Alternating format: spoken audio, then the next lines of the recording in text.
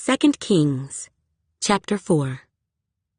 A certain woman of the wives of the sons of the prophets cried out to Elisha, saying, "Your servant, my husband, is dead, and you know that your servant feared the Lord, and the creditor is coming to take my 2 sons to be his slaves."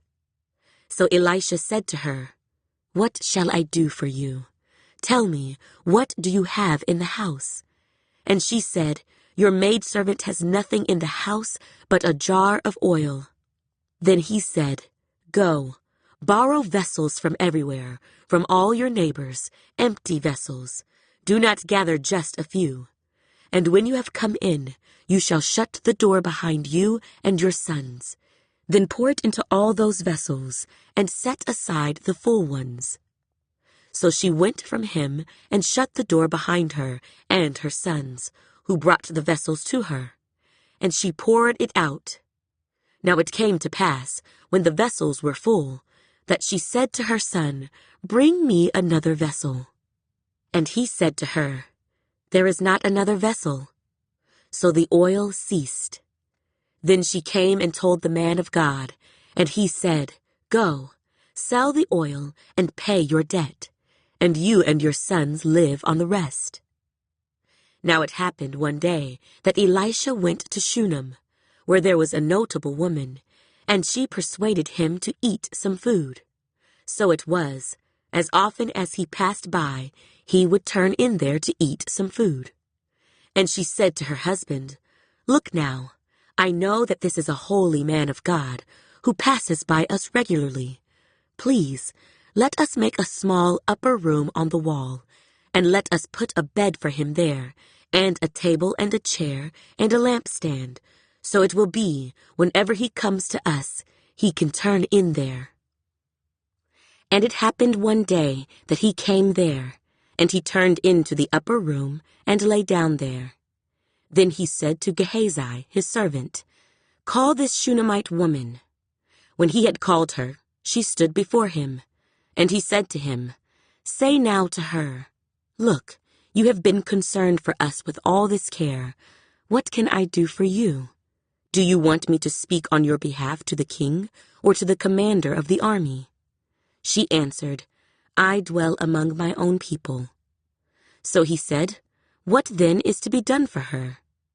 And Gehazi answered, "Actually, she has no son, and her husband is old." So he said, "Call her." When he had called her, she stood in the doorway. Then he said, "About this time next year, you shall embrace a son." And she said, "No, my lord. Man of God, do not lie to your maidservant." But the woman conceived and bore a son when the appointed time had come, of which Elisha had told her. And the child grew.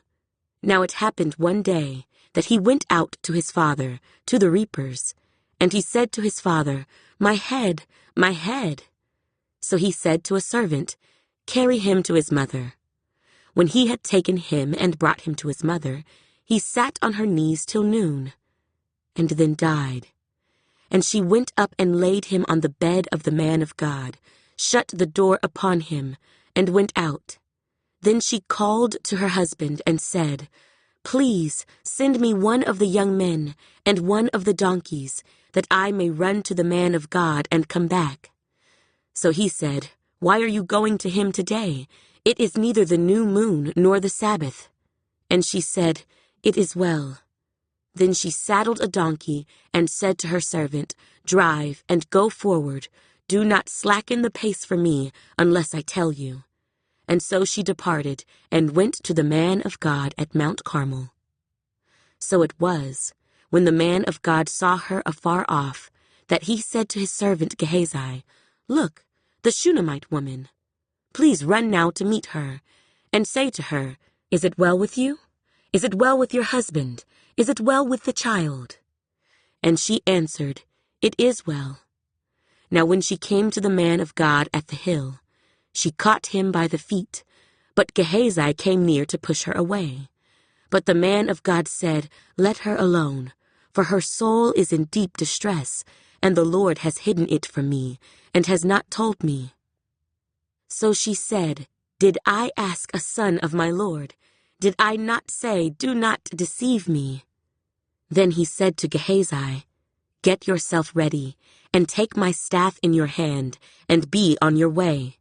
If you meet anyone, do not greet him, and if anyone greets you, do not answer him, but lay my staff on the face of the child. And the mother of the child said, As the Lord lives, and as your soul lives, I will not leave you. So he arose and followed her. Now Gehazi went on ahead of them, and laid the staff on the face of the child, but there was neither voice nor hearing. Therefore he went back to meet him, and told him, saying, The child has not awakened.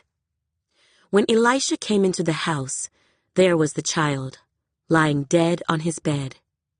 He went in, therefore, shut the door behind the two of them, and prayed to the Lord. And he went up and lay on the child, and put his mouth on his mouth, his eyes on his eyes, and his hands on his hands. And he stretched himself out on the child, and the flesh of the child became warm. He returned, and walked back and forth in the house, and again went up and stretched himself out on him. Then the child sneezed 7 times, and the child opened his eyes. And he called Gehazi and said, Call this Shunammite woman. So he called her, and when she came in to him, he said, Pick up your son. So she went in, fell at his feet, and bowed to the ground. Then she picked up her son and went out. And Elisha returned to Gilgal, and there was a famine in the land. Now the sons of the prophets were sitting before him, and he said to his servant, Put on the large pot, and boil stew for the sons of the prophets.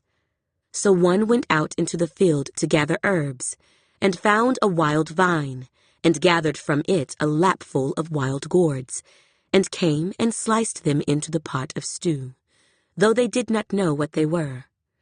Then they served it to the men to eat. Now it happened, as they were eating the stew, that they cried out and said, Man of God, there is death in the pot. And they could not eat it. So he said, Then bring some flour. And he put it into the pot and said, Serve it to the people, that they may eat. And there was nothing harmful in the pot. Then a man came from Baal-Shalisha, and brought the man of God bread of the first fruits, 20 loaves of barley bread, and newly ripened grain in his knapsack. And he said, Give it to the people, that they may eat. But his servant said, What? Shall I set this before 100 men? He said again, Give it to the people, that they may eat. For thus says the Lord, They shall eat and have some left over. So he set it before them, and they ate and had some left over, according to the word of the Lord.